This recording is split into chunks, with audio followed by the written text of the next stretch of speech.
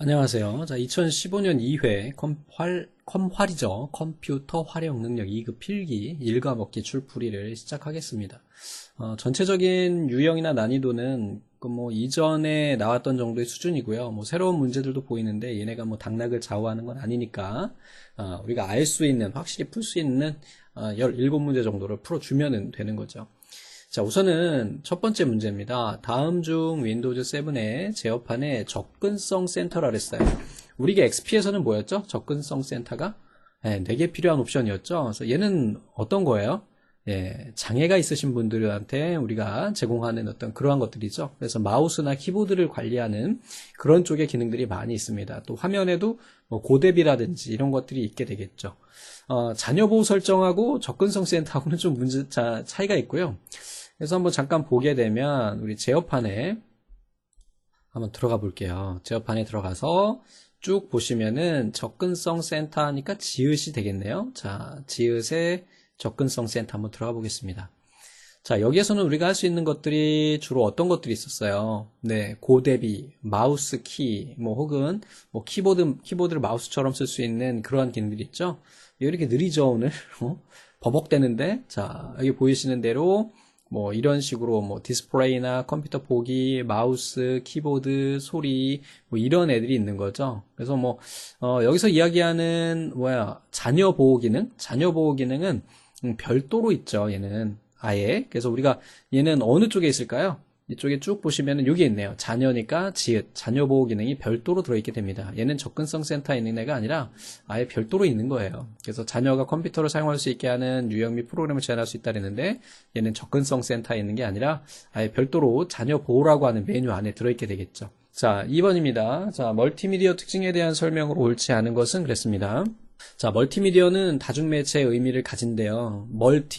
다양한 미디어 이런 의미가 되는 거고 멀티미디어 데이터는 정보량이 크지요. 일반적으로 동영상이나 이런 것이 가기 때문에 용량이 커가지고 뭐 요즘에는 MP4나 뭐 DivX 이런 얘기 들어보셨죠? 인터넷에서 여러분 영화 받아보시면 그런 식으로 돼 있는 것들이고요.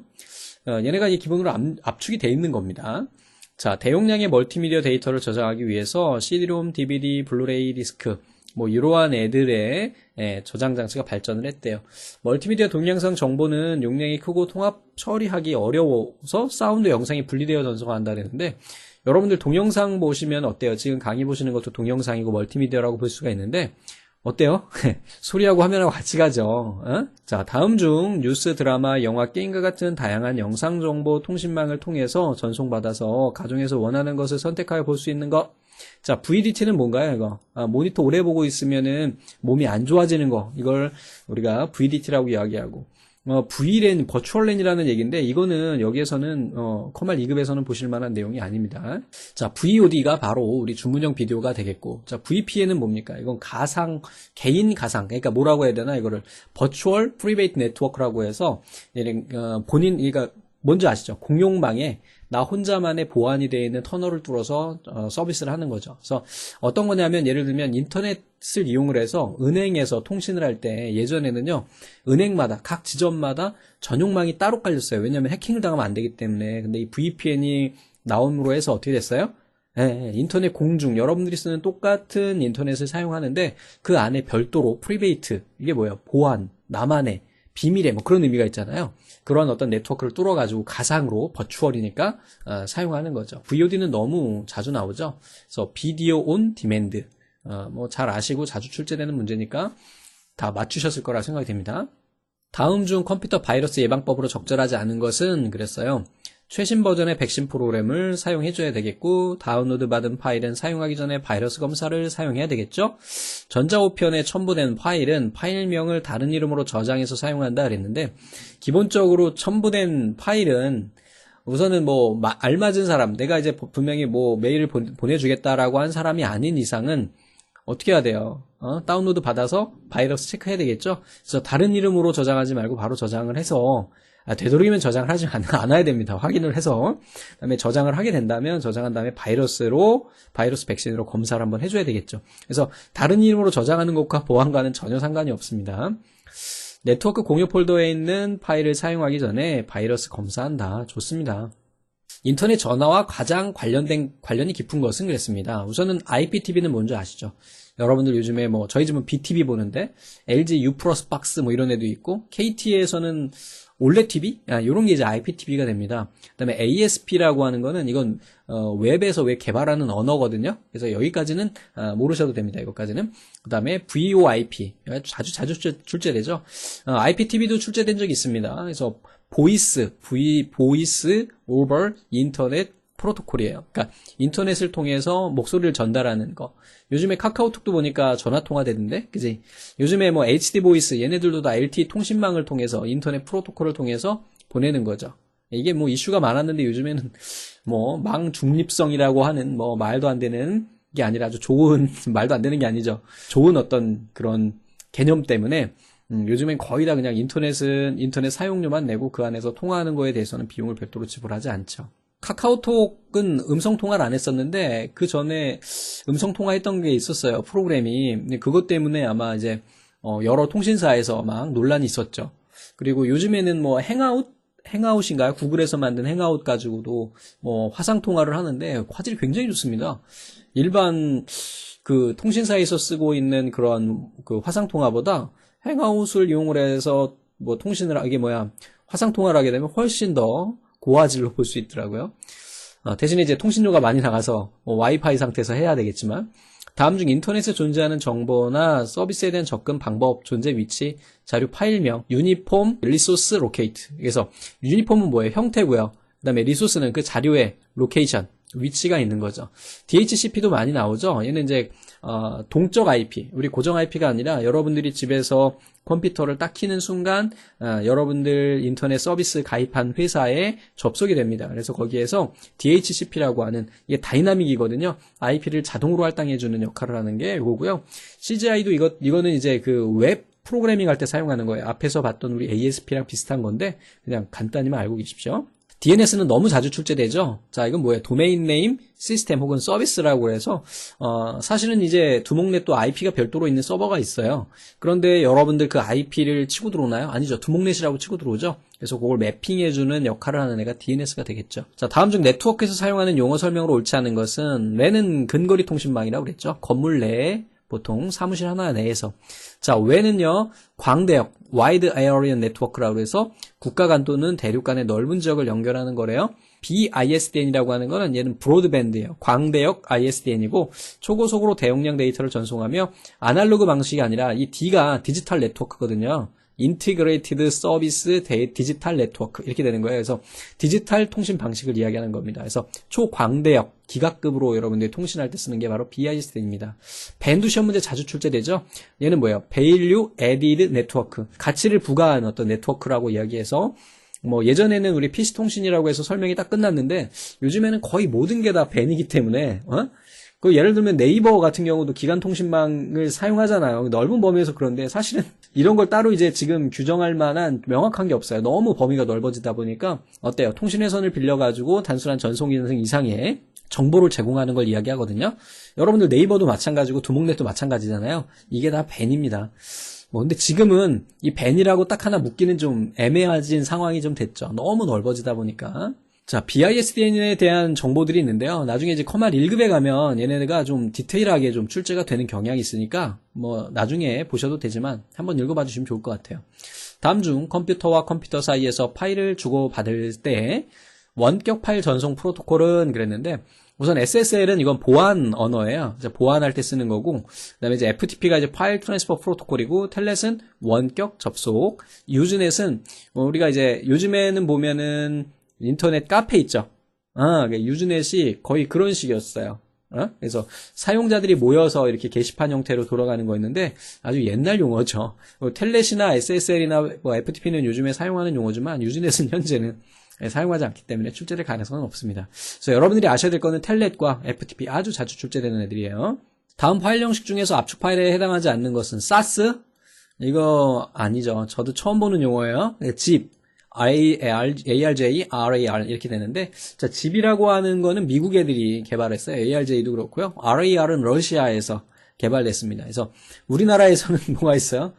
뭐 빵집도 있고 뭐 알집도 있고 뭐 여러 종류가 있죠. 예전에는 압축 프로그램들이 다 해외 제품들이었어요. 근데 요즘엔 다 거의 국산화돼 가지고 뭐 근데 이게 그 표준화가 돼 있어요. 거기에서 그 뭐라 그러죠? ISO죠. ISO에 표준화가 돼 있어서 어떤 프로그램이든지 zip 파일은 열 수가 있어야 되고 ARJ 열어야 되고 이런 표준화가 돼 있어서 호환성을 맞춰주기 또 하죠. 근데 일반적으로 이제 우리나라에서 쓰는 에그라고 하는 이지지라고 하는 애는 외국 프로그램에서 열리지 않습니다. R집에서만 열립니다. 다음 중 패치 프로그램 이거 모르시는 분들은 안 계시죠. 그래서 패치 게임 많이 해보신 분들은 아시죠? 야 이번에 패치 있대. 그럼 뭐야? 어떤 게임에 버그가 있었던 거야. 걔네 고쳐나가는 거죠. 그래서 컴퓨터 하드웨어 및 소프트웨어 성능을 비교 평가하는 거다. 그런데 이거는 벤치마크라고 이야기하죠. 벤치마크 하나 적어놓으세요. 프로그램의 오류 수정이나 성능 향상을 위해 프로그램 일부를 변경해 주는 거 좋습니다. 여러분들 오피스나 윈도우즈도 업데이트 해주잖아요. 요즘에 뭐 윈도우즈 10에 대해서 업데이트에 대한 이슈가 많은데 그것도 어떻게 보면 하나의 패치라고 할 수 있어요. 윈도우즈 AC 사용하기 불편하기 때문에 지금 제 컴퓨터에도 보니까 뭐 이렇게 윈도우즈 10 다운로드 해가지고 무료 업그레이드 예약하세요. 뭐 이렇게 계속 뜨고 있네요. 자, 베타 테스트 하기 전에 프로그램 개발사 내부에서 평가하는 거 알파 테스트라고 이야기하죠. 이것도 시험 문제 아주 자주 출제됩니다. 얘도 벤치마크도 출제된 적이 있어요. 정식으로 프로그램을 공개하기 전에 한 달 내에 집단 또는 일반인에게 공개한다 그랬는데 이걸 베타 테스트라고 이야기를 하죠. 그러니까 뭐 크로즈 베타냐 한정된 집단이다 그러면 크로즈 베타가 되고 뭐 그냥 오픈한 상태 뭐 제한이 없이 하는 걸 이제 우리 오픈 베타라고 이야기하죠. 뭐 저도 예전에 게임을 좀 했어서 게임에 관심 있는 분들은 뭐 쉽게 이해가 되지만 게임을 또 안 해보신 분들은 좀 이해하기 어려울 수도 있을 것 같아요. 자, 다음 중 컴퓨터에서 사용하는 아스키 코드에 대한 설명으로 옳은 것은 그랬습니다. 아스키예요, 아스키. 얘는 이제 아메리칸 스탠다드잖아요. 캐릭터 뭐 저쩌고 이렇게 되는 거니까 페리티 비트를 이용해서 오류 검출과 오류 정정이 가능하다 그랬는데 페리티 비트라는 거 자체가 우리가 오류가 검출만 되지 정정이 안 되죠. 정정되는 애는 누구예요? 해밍 코드죠, 해밍 코드. 그지? 그래서 얘는 틀린 거고.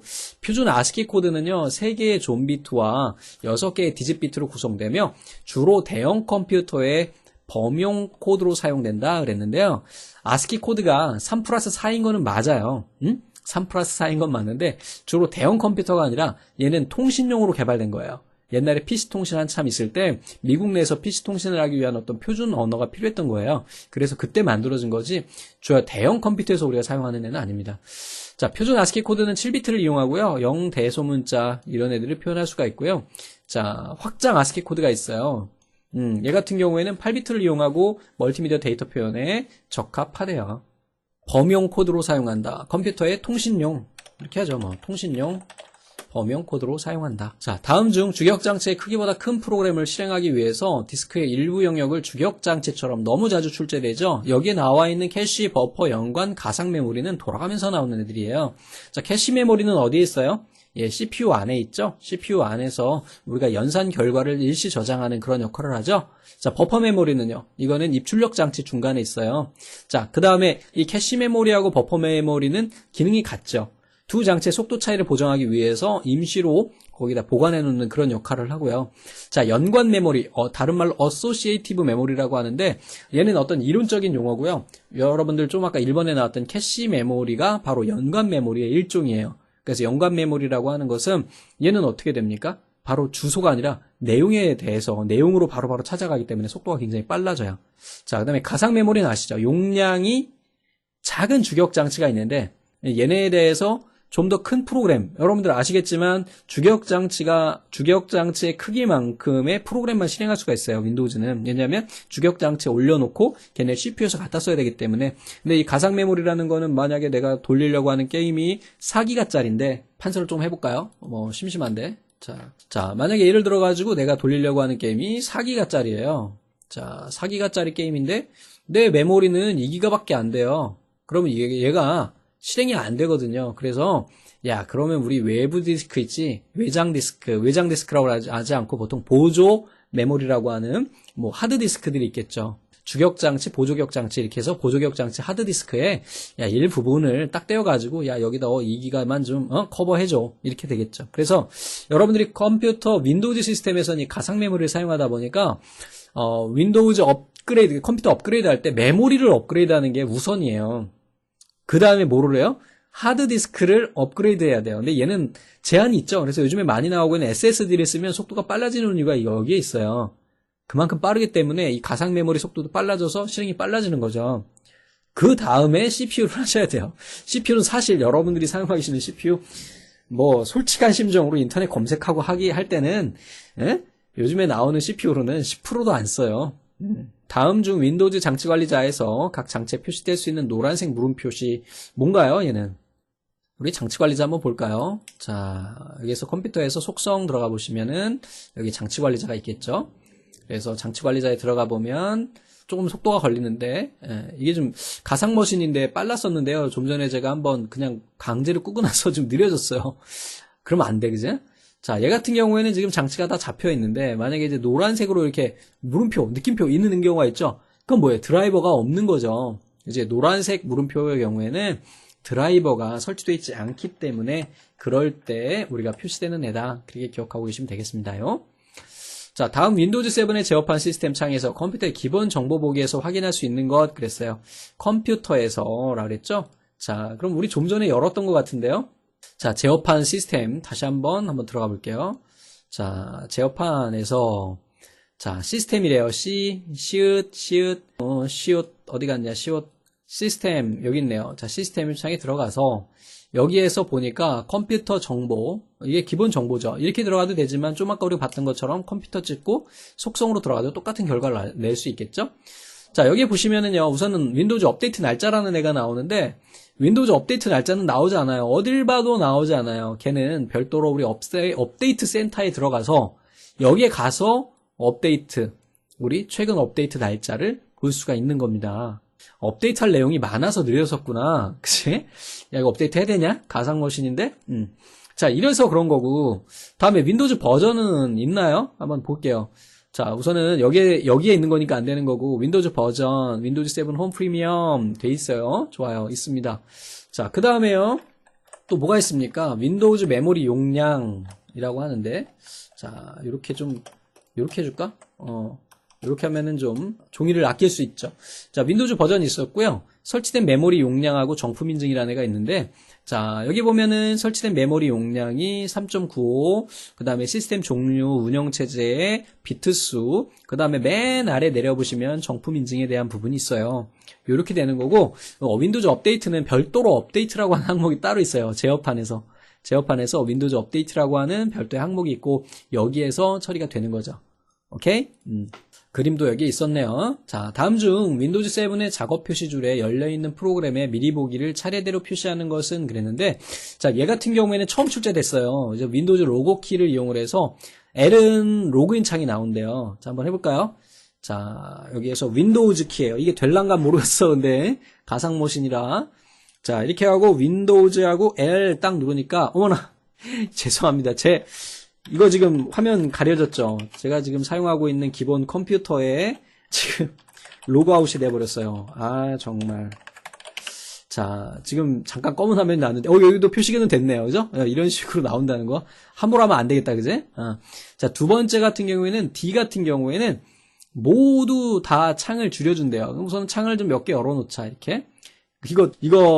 왠지 느낌이, 지금 윈도우즈 8을 제가 쓰고 있는데 걔도 같이 줄어들 것 같은 느낌인데, 다행이다, 그지?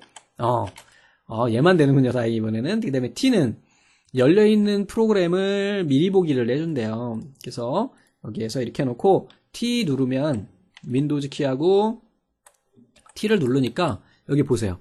이렇게 보이죠? 그래, 지금 열려있는 애를 미리 보기 할 수가 있대요. 근데 여기서 보니까, 여기서 뭐라 그랬어요? 열려있는 프로그램 미리 보기 하고 하는 거는 얘죠. 그 다음에 F는 검색창을 표시한대요. F가 이제 find라는 거죠? 그래서 여기서, 윈도우즈 F 이렇게 하게 되면, 여기에서 보는 것처럼 검색창이 이렇게 열리게 됩니다. 자, 윈도우즈 8도 동일하기 때문에 여러분들 활용해 보시면 좋을 것 같아요. 자, 다음 중 기억장치 접근 속도가 빠른 것부터 느린 순서대로 올바르게 나열한 것은 너무 쉽습니다. 자, 레지스터, CPU 내에 있는 거죠. 캐시 메모리는요, CPU하고 주격장치 사이에 있죠. 그 다음에 주격장치, 보조격장치. 너무 자주 나오고 쉬운 문제. 자, 다음 중 윈도우즈 7에서 윈도우즈 미디어 플레이어를 이용한 작업에 해당하지 않는 거. 미디어 플레이어는 우리 동영상이나 음악 들을 때 쓰죠. 자, 오디오나 비디오 파일 재생, CD를 복사해서 디지털 음악 만들기 됩니다. 이거 모르시는 분들 많은데 저는 주로 자주 사용하거든요.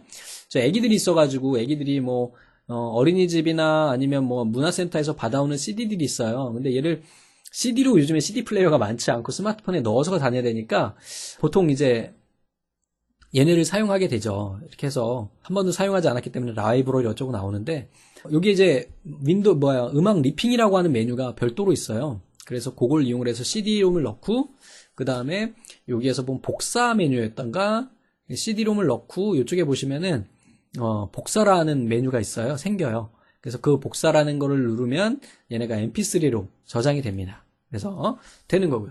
사진 영상 파일을 편집해서 UCC 만들기는 얘는 윈도우즈 무비 메이커죠. 간혹 출제되는데 간혹 출제가 되네요. 그래서 자신의 음악 CD를 만들 수도 있어요. 요즘에 굽는 기능도 있기 때문에. 자, 다음에 18번입니다. 다음 중 컴퓨터 관련 용어의 설명으로 옳지 않은 것, 틀린 걸 찾으래요. 자, 얘는 가베지인, 가베지 아웃이에요. 쓰레기가 들어가면 쓰레기가 나온다. 그래서 맞는 거죠. 자, ALU는요. Arithmetic Logic Unit라 해서 CPU에서 연산 기능을 하는 애예요. 그래서 연산 장치가 해당합니다. CPU 내에서 주격 장치로부터 읽어들인 명령어를 해독하여 해당 장치에게 제어 신호를 보내는다 그러는데 제어 신호 보내는 거는 CPU 내에 이 ALU와 제어 장치가 있는데 제어 장치에 대한 설명이에요. 자, ADPS 아주 굉장히 오랜만에 나온 용어인데 자동적으로 다량의 데이터를 처리하는 시스템이래요. 오토 데이터 프로세싱 시스템 뭐 이렇게 되겠죠? 전자정보 시스템인 EDPS와 같이 컴퓨터를 정의하는 용어로도 사용된대요. EDPS, ADPS. 자, CPU는요, 컴퓨터의 가장 중요한 부분으로 명령어를 해독하고 산술 논리 연산, 바로 산술 논리 연산자가 이게 바로 ALU입니다. 데이터 처리를 하는 애래요. 그 안에 또 제어 장치도 같이 들어있습니다. 자, 19번째입니다. 다음 중 윈도우즈 7의 제어판에 프로그램 및 기능에서 설정할 수 있는 기능 옳지 않은 것은 그랬어요. 설치된 업데이트를 제거할 수 있다 그랬어요. 프로그램 기능에서 자, 윈도우즈 기능을 설정하거나 해제할 수가 있고 윈도우즈 업데이트를 자동으로 수행할 수 있도록 설정할 수 있다. 이거는 윈도우즈 업데이트에서 하는 거죠. 그치? 자, 그럼 한번 볼게요. 우선은 프로그램 추가 기능이라 그랬죠? 자, 그러면 이걸 윈도우즈 8에서는 이렇게 우클하면 바로 나오는데 여기서는 안 나오는군요. 시작 메뉴에서 기본 프로그램 도움말 누른 거 아니야? 기본 프로그램 여기에서 프로그램 및 기능 이렇게 들어가서 보시면 나올 테고 여기에서 이제 설치된 프로그램들이 쭉 나올 테고 업데이트 볼 수 있어요. 됐죠? 업데이트 볼 수 있습니다. 뭐가 돼 있는지. 그 다음에 윈도우즈 기능을 사용하거나 윈도우즈에서 사용하는 뭐 익스플로러를 삭제하거나 할 때도 여기서 사용할 수가 있거든요. 그래서 나는 익스플로러 안 쓰고 나는 크롬만 써. 요즘에 익스플로러도 좋아져가지고 크롬하고 큰 차이 안 나더라고요. 그래서 저는 한참 쓰다가 윈도우즈 8 8.1 나오면서 그때 익스플로러가 10인가요? 이게 업그레이드 되면서 성능이 비슷해서 그냥 익스플로러를 쓰고 있는데 뭐 그래도 이제 젊은 분들은 나는 익스플로러 쓰레기야 라고 생각하고 안 쓰시는 분들 계시거든요. 그래서 여기서 삭제할 수 있어요. 지금 오래 걸리는데. 자, 그러니까 업데이트 하는 건 업데이트해서 하는 거죠. 배드릴까요? 약간 좀 시간이 걸리긴 하는데 자, 여기서 좀 되고요. 우리 제어판에 보시면은 제어판에서 윈도우즈 업데이트 부분 있죠? 그래서 범주를 큰 아이콘으로 해가지고 윈도우즈 업데이트 이렇게 한번 들어가 볼게요. 그럼 여기에서 우리가 업데이트 설정 변경 해가지고 여기서 변경할 수가 있어요. 윈도우즈 8도 동일하네요. 자, 이렇게 됐고 얘는 이제 설치를 좀 해줄게요. 다음에 또 느려질 것 같아서. 자, 그 다음에 20번입니다. 윈도우즈 7의 프린터 설정에 관한 설명으로 옳지 않은 것은 그랬어요. 기본 프린터는 해당 프린터 아이콘을 표시가 추가된다. 그죠? 우리 한번 여기에도 있나요? 기본 프린터가 있는지 한번 확인을 좀 해보겠습니다. 자, 여기 보시죠? 좀 아까 우리 봤던 거 인터넷 익스플로러 11 이거 탁 체크하고 확인하면 지워져 버립니다. 자, 프린터 여기 설치되어 있는지 모르겠지만 한번 볼게요. 프린터 있니? 있었으면 좋겠는데 없으면 어떡해. 다 아시죠? 근데 응? 있다. 그지? 여기에 V 표시 있으면 얘가 바로 뭐가 되는 거예요? 네, 바로 얘가 기본 프린터가 되는 거죠. 한 대만 지정할 수 있어요. 인쇄 시에 특정 프린터를 지정하지 않으면 기본 프린터로 나가게 되겠죠. 네트워크 프린터를 제외한 로컬 프린터만 기본 프린터 한다 그랬는데 모든 프린터를 기본 프린터로 설정할 수 있습니다. 그래서 여기까지 해가지고 우리가 문제를 봤고요. 잠시 후에 이어가지고 스프레드시트도 한번 살펴보도록 하겠습니다. 자, 감사합니다.